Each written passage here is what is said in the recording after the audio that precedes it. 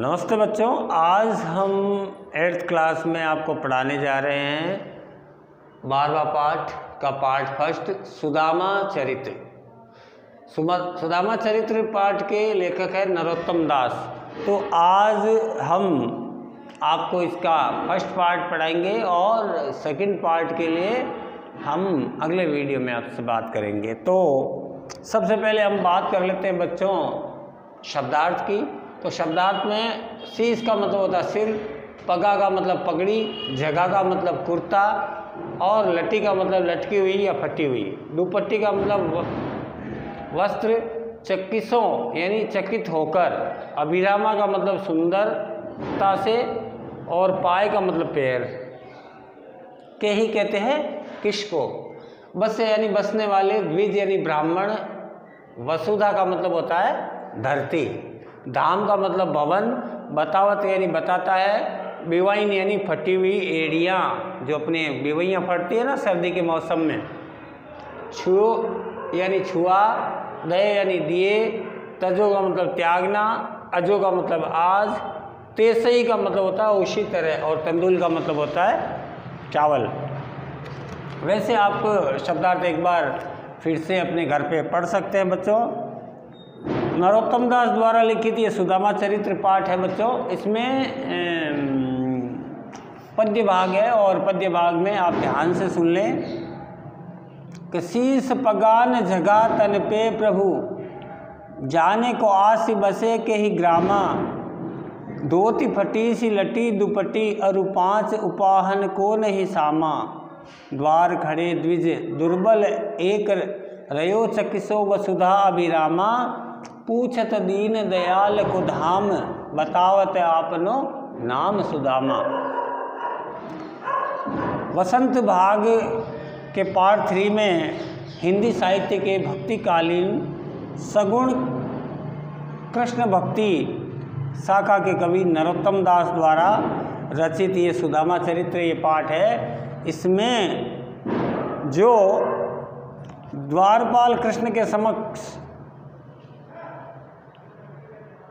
सुदामा की दशा का वर्णन करते हुए नरोत्तम दास एक परिचय दे रहे हैं कि जब सुदामा है वो अपनी पत्नी के कहने पर कहाँ जाता है, कृष्ण के द्वार पे जाता है, कृष्ण के महल पे जाता है, तो उसकी स्थिति का वर्णन करते हुए नरोत्तम दास जी कहते हैं कि पत्नी द्वारा जिद करने पर सुदामा श्री कृष्ण से मिलने द्वारिका पहुंचते हैं और द्वारपाल उनको रोक लेता है, और द्वारपाल के रोकने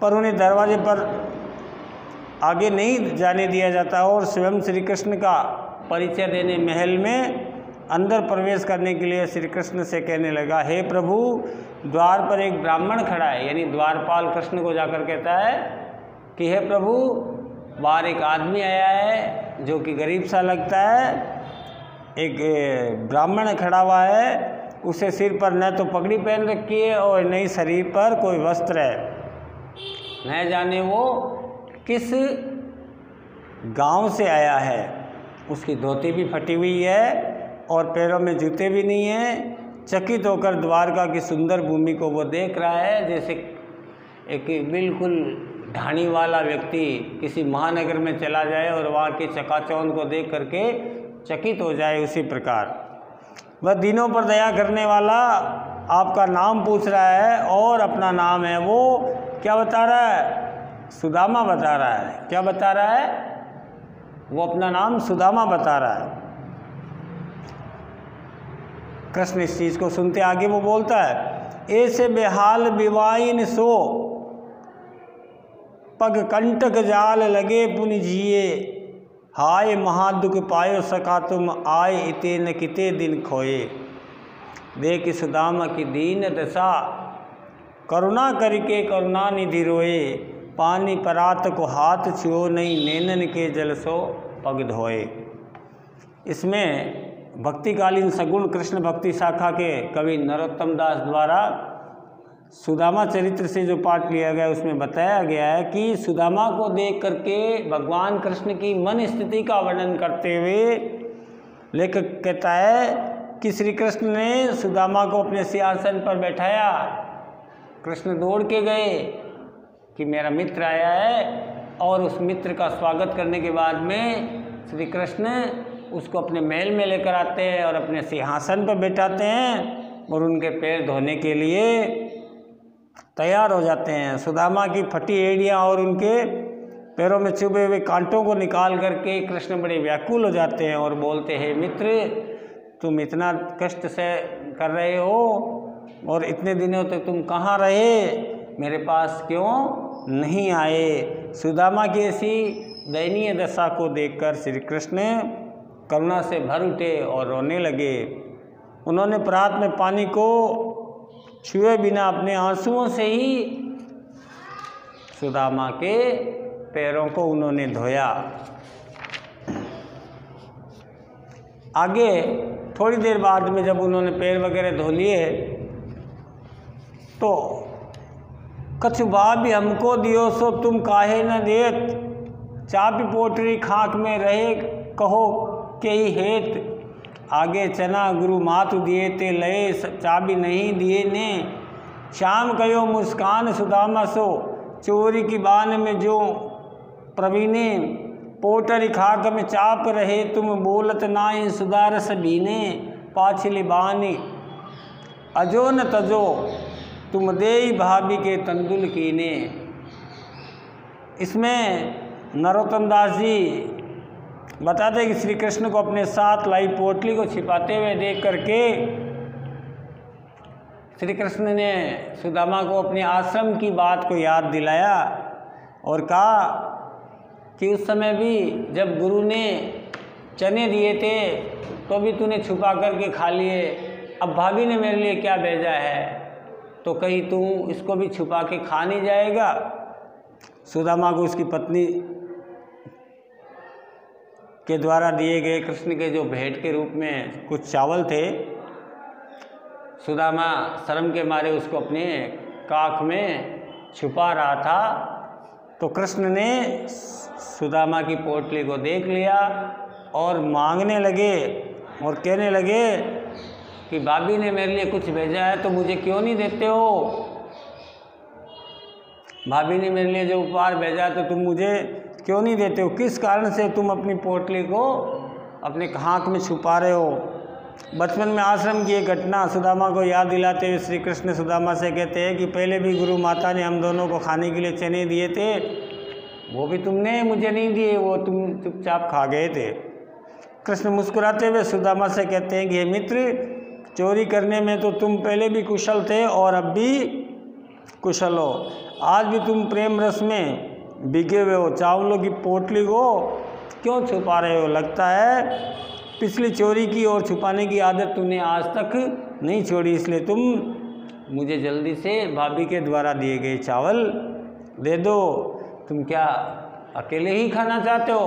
कृष्ण का हास्य परिहास चल रहा है और बड़े ही आत्मीयता के साथ कृष्ण है वो उनकी सेवा कर रहे हैं। तो बच्चों, ये था आपका आज का पहला पार्ट। इसके कुछ प्रश्नोत्तर मैं आपको दे रहा हूँ, आपको करने हैं अपनी कॉपी में, ठीक है ना। तो आज आप इसके बाकी के जो प्रश्न है ना वो हम आपको अगले वीडियो में करवा देंगे, जो कि पार्ट नंबर 3 होगा। आज का ये प्रश्न नंबर 1 लिखिए, सुदामा किस हाल में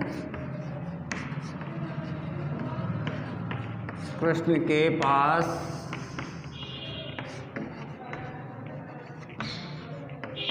पहुंचे, ठीक है ना। प्रश्न नंबर 2,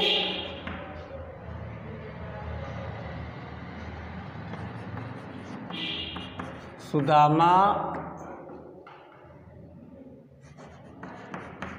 द्वारपाल से किसका पता पूछ रहा था।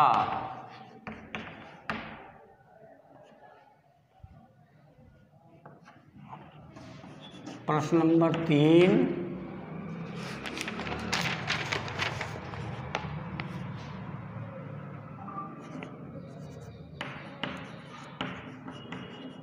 सुदामा की पैरों की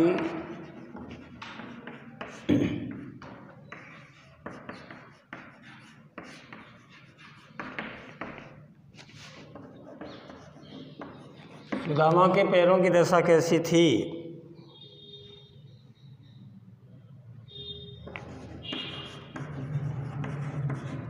श्री कृष्ण ने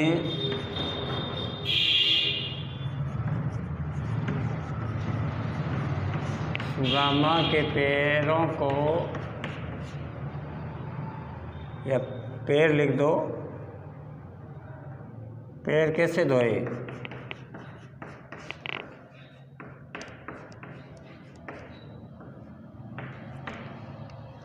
प्रश्न नंबर 5 लगाइए।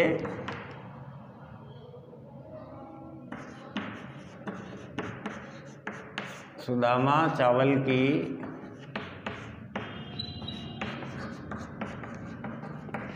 पोटली को